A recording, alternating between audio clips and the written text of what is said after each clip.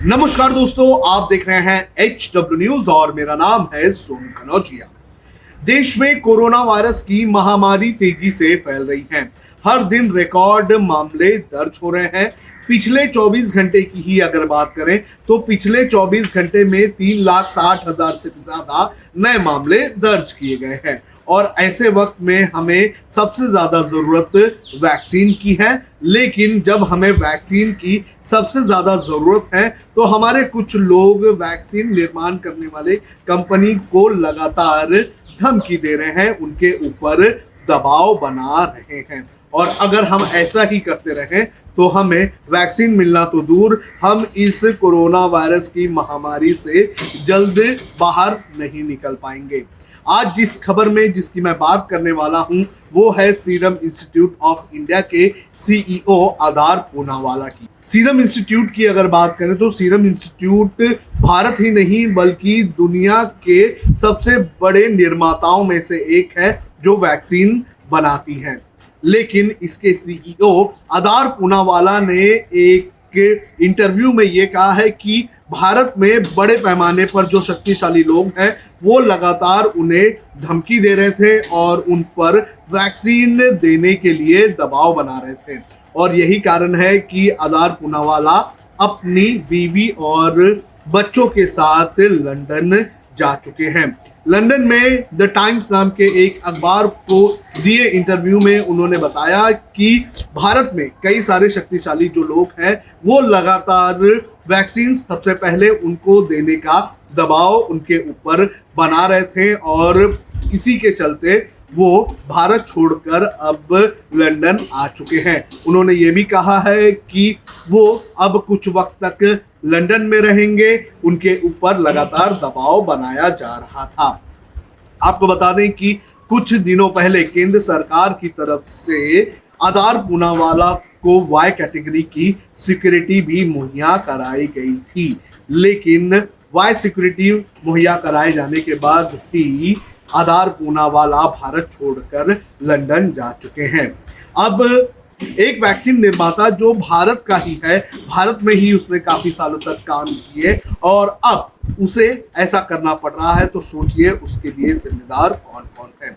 उसके लिए जिम्मेदार केंद्र सरकारें भी हैं और राज्य सरकारें भी हैं। जो लोग आदार पूनावाला को आज धमकी दे रहे हैं उन्हें समझना चाहिए कि वो ऐसी धमकी देते रहे तो हम कभी भी इस महामारी से बाहर निकलकर नहीं आएंगे। सबसे पहला मेरा सवाल केंद्र सरकार पर है। केंद्र सरकार पर सवाल इसलिए क्योंकि केंद्र सरकार ने अभी तक कोई ऐसी नीति क्यों नहीं बनाई जिसके जरिए लोगों को वैक्सीन सही समय पर और सही क्वांटिटी पर मुहैया कराई जाए ताकि किसी भी वैक्सीन बनाने वाली कंपनी पर दबाव ना आए। आपको बता दें कि द टाइम्स को दिए इंटरव्यू में आदार पूनावाला ने ये कहा है कि वैक्सीन बनाने का पूरा दबाव इस वक्त सीरम इंस्टीट्यूट ऑफ इंडिया पर आ चुका है और अकेले वो इस दबाव को और इस प्रेशर को झेल नहीं सकते और उनके बस में नहीं है। तो केंद्र सरकार की सबसे ज्यादा जिम्मेदारी थी कि वो एक अच्छी नेशनल वैक्सीनेशन पॉलिसी बनाए और समय समय पर कितना प्रोडक्शन करना है इसकी जानकारी जो निर्माता हैं उनको दी जाए। आपको बता दें कि एक और इंटरव्यू में आदार पूनावाला ने ये कहा है कि जो वैक्सीन की किल्लत है वो जुलाई के महीने तक रहने वाली है क्योंकि उन्हें ना तो सरकार की तरफ से ऑर्डर दिया गया कि बड़े पैमाने पर आप वैक्सीन बना कर रखा जाए और ना ही किसी और की तरफ से उन्हें सलाह दी गई कि आप वैक्सीन ज़्यादा प्रोड्यूस करोगे तो उस वैक्सीन का इस्तेमाल किया जाएगा। तो इस वक्त वैक्सीन की किल्लत हमारे सामने है। विदेशों की वैक्सीन तो आ रही है लेकिन वैक्सीन बनाने का एक प्रोसीजर होता है, कुछ हफ्ते लगते हैं, तो उसके लिए सरकारों को पहले ही एक प्लान बना लेना चाहिए था लेकिन वो प्लान सरकारों की तरफ से नहीं बना और अब वैक्सीन बनाने वाली कंपनियों के ऊपर कम समय पर ज़्यादा वैक्सीन बनाने का एक तरह से दबाव बनता हुआ नजर आ रहा है और इस दबाव के चलते अब आदार पूनावाला जैसे एक बड़ी कंपनी के CEO भारत छोड़कर लंदन जा रहे हैं और लंदन में वो अपने आप को ज़्यादा महसूस कर रहे हैं।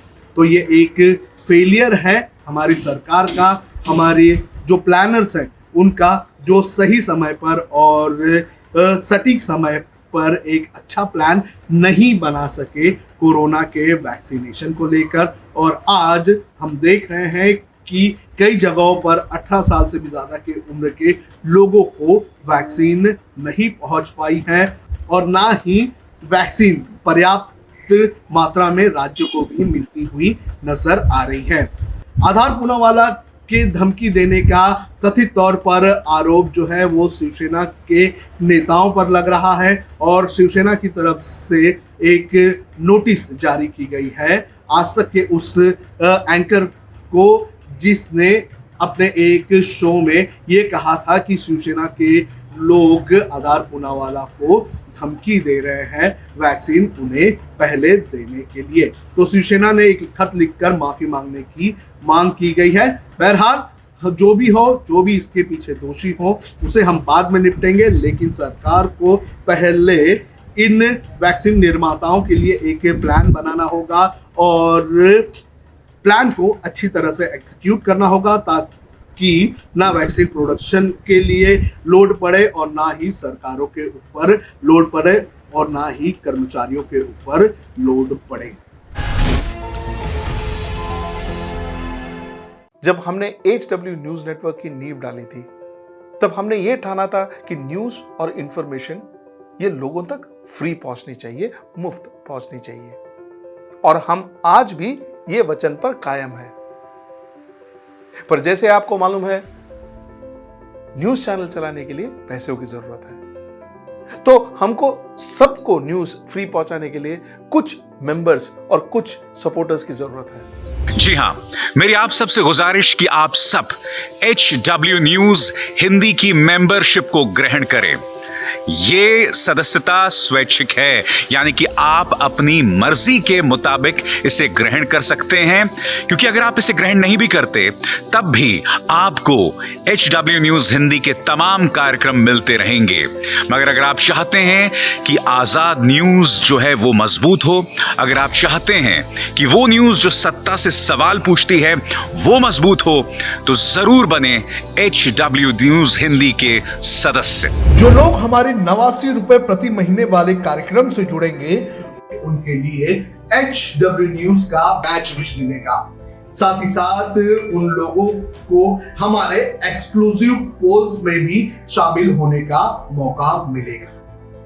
इसके अलावा हमारा जो दूसरा मेंबरशिप कार्यक्रम है वो 199 रुपीस प्रति महीने का है, यानी कि 199 रुपए प्रति महीने।